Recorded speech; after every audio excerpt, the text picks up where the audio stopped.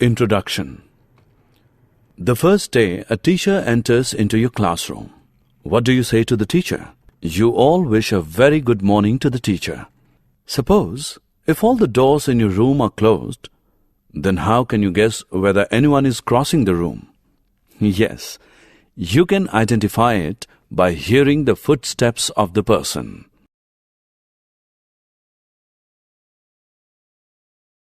Objectives.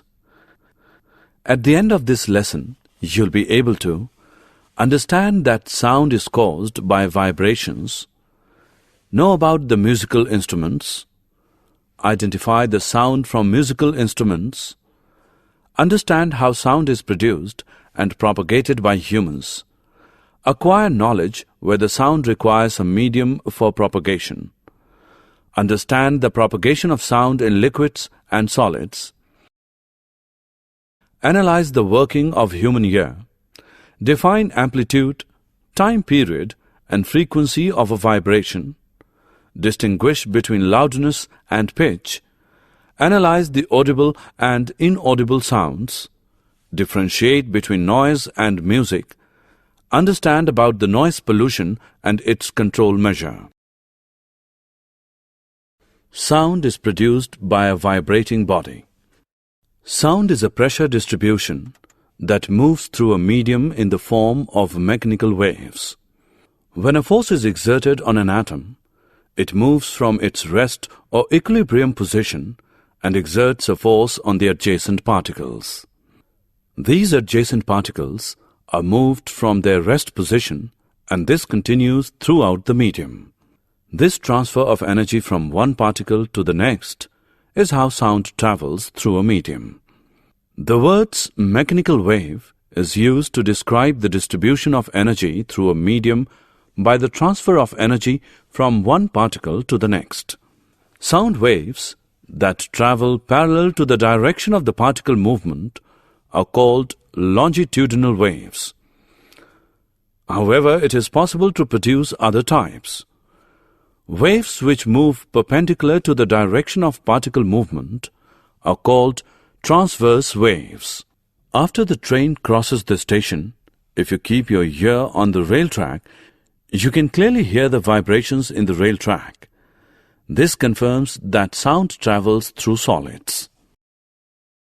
How is sound produced by human beings? Voice box in human. Sound is produced by the voice box or the larynx in humans. The part which moves when you swallow is known as voice box, which is at the upper end of the windpipe. Two vocal cords are stretched across the voice box. When lungs force air, vocal cords vibrate, producing sound. When the vocal cords are tight and thin, the type or quality of voice is different from that when they are loose and thick. Sound requires a medium for propagation. Place an electric bell in an air-filled jar. You can hear the sound of the electric bell which is ringing. Now suck out the air from the jar using the vacuum pump. As you suck the air out, the sound starts fainting. As all the air sucked out, the sound fully faints. This experiment confirms that a medium is required for the propagation of sound. Sound travels through solids.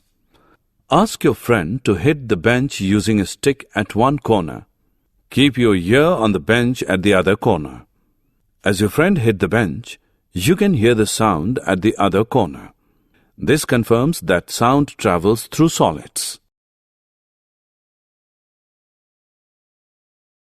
Sound travels through air, gases. What you hear is the propagation of sound through air. If there is no air, we can't hear the sound inside the room. We all hear the sound of moving flight. It is due to the propagation of sound through air, gases, which reaches our ear.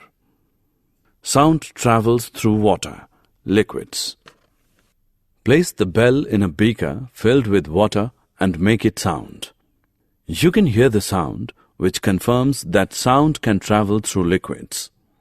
Communication between dolphins also confirms that sound travels through liquids as well.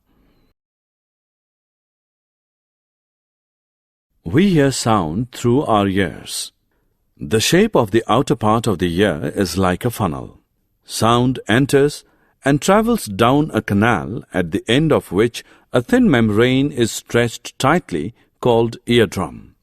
Sound vibrations make the eardrum vibrate, and the eardrum sends vibrations to the inner ear, and through inner ear it goes to the brain. This is how we hear sound.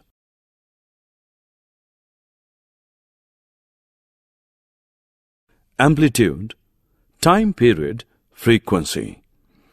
Amplitude. Amplitude of the sound is nothing but the loudness or the amount of maximum displacement of the particles while the sound is produced. When the amplitude of the vibration is large, the sound produced is loud. When the amplitude is small, the sound is feeble. Frequency of sound. The number of oscillations per second is called the frequency of the oscillation. Frequency is expressed in terms of hertz. Loudness and pitch.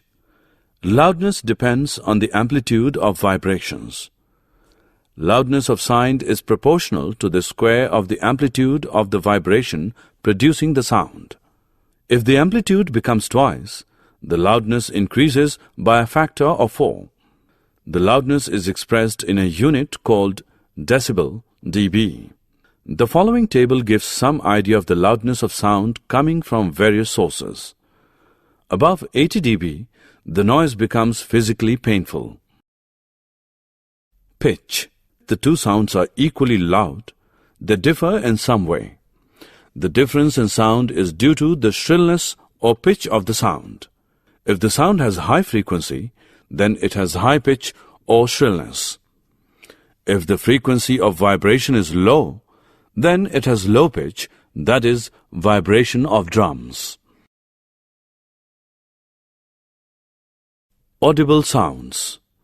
Sounds which we can hear is about 20 Hz to 20,000 Hz. These sounds are called audible sounds. Ultrasonic sounds. These squirrels communicate with each other with a frequency greater than 20,000 Hz. These sounds are called ultrasonic. Dogs, whales have the ability to hear ultrasonic sounds. The ultrasonics are used to take the scan pictures of various vital organs. Infrasonic sounds. Sounds which have frequency less than 20 Hz are termed as infrasonics. Music and noise. Sounds which are pleasant to hear are called as music. Here we have number of instruments which produces pleasing sound. Noise. Sounds which gives discomfort to hear. Such unpleasant sounds are called as noise. For example, when a cup of glass breaks, it produces noise.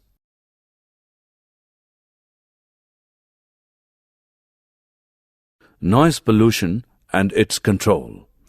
Presence of excessive or unwanted sounds in the environment is called noise pollution. The major cause for noise pollution is sounds of vehicles, explosions including bursting of crackers, machines, loudspeakers, etc. Television and transistor radio at high volumes, some kitchen appliances, desert coolers, air conditioners all contribute to noise pollution. Summary. Let us summarize what we have learned.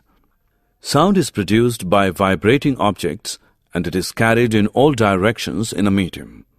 The to and fro or back and forth motion of an object is termed as vibration. In humans, the sound is produced by the voice box or the larynx. Sound needs a medium to travel. The sound cannot travel through vacuum. We hear sound through our ears. Position is called the amplitude of vibration. The to and fro motion of an object is called oscillation motion. The number of oscillations or vibrations per second is called the frequency of oscillation. The frequency of a body is expressed in hertz. Larger the amplitude of vibration, louder is the sound.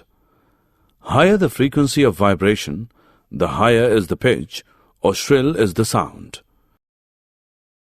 For human ears, the range of audible frequencies is roughly from 20 to 20,000 Hz. The presence of excessive or unwanted sound in the atmosphere is called noise pollution. Major causes of noise pollution are sounds of vehicles, explosions including bursting of crackers, machines, loudspeakers, etc. Plantation on the roadside and elsewhere can reduce the noise pollution.